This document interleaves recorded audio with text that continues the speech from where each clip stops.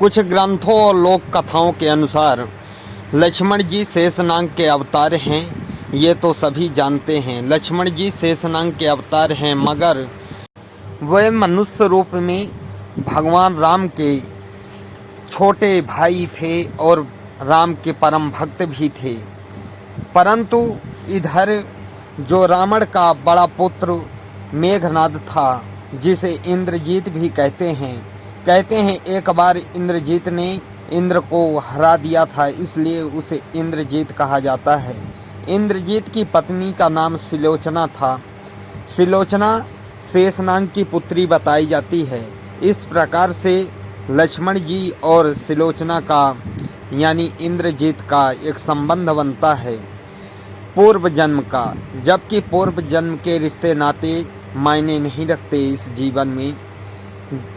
आज भी हम लोगों को पूर्व जन्म कैसा था, क्या था, हमें पता नहीं, परंतु मर्यादा के उल्लंघन करने पर, इस धर्म को अपनाने पर, जो धर्म हमारा चल रहा है इस जीवन का, उसको निभाना बहुत ज़रूरी होता है। ठीक उसी प्रकार लक्ष्मण जी ने भी अपने धर्म का पालन किया और उन्होंने अपने रिश्ते नातों को नहीं देखा और मेघनाद का वध कर दिया। इंद्रजीत के वध के बाद सिलोचना को जब यह बात पता चलती है कि उसके पति का वध हो गया है और उसके पति का वध लक्ष्मण ने किया है, तो वह भगवान राम के पास आती है और अपने पति का शव मांगती है। उसने पहले तो रावण को कहा था कि मेरे पति का शव ले आओ और मुझे सती होना है, परंतु रावण इनकार कर देता है कि मैं नहीं जाऊंगा शत्रुओं के पास कुछ भी मांगने। अगर तुम्हें इतना ही सतीत्व का बल दिखाना है तो तुम स्वयं चली जाओ। यह सुनकर सिलोचना स्वयं जाती है लक्ष्मण जी के पास और राम के पास। राम लक्ष्मण दयावान थे ही। राम ने उनको, सिलोचना को, उसके पति का शव वापस कर देते हैं और ससम्मान उसे प्रणाम भी करते हैं और वापस कर देते हैं। इस प्रकार से सिलोचना जाती है अपने पति का शव ले जाकर और चिता बनवाकर उसी के साथ सती हो जाती है।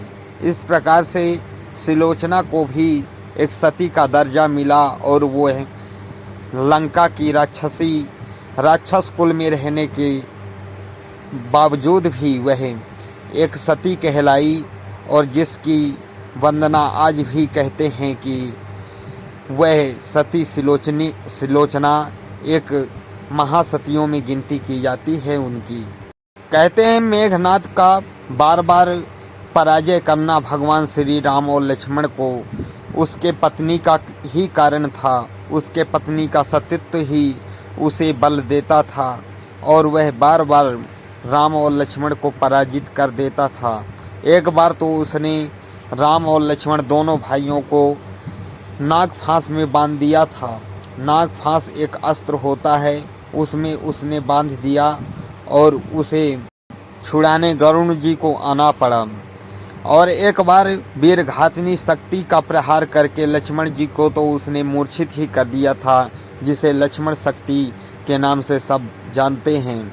और फिर हनुमान जी ने संजीवनी बूटी लाकर लक्ष्मण जी के प्राण बचाए थे।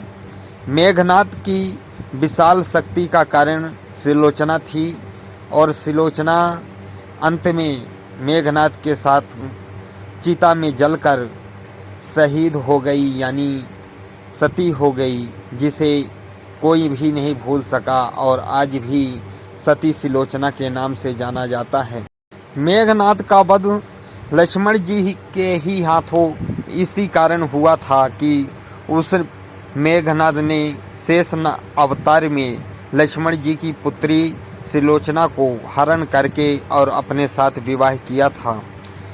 इससे शेषनाग क्रुद्ध होकर उसे अपने ही हाथों से मारने का प्रण ले चुके थे।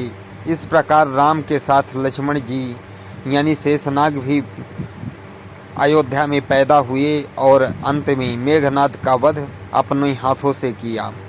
दोस्तों, मेरी यह वीडियो अगर आप लोगों को अच्छी लगी हो तो मेरे इस वीडियो को लाइक करें और चैनल को सब्सक्राइब करें। जय श्री राम।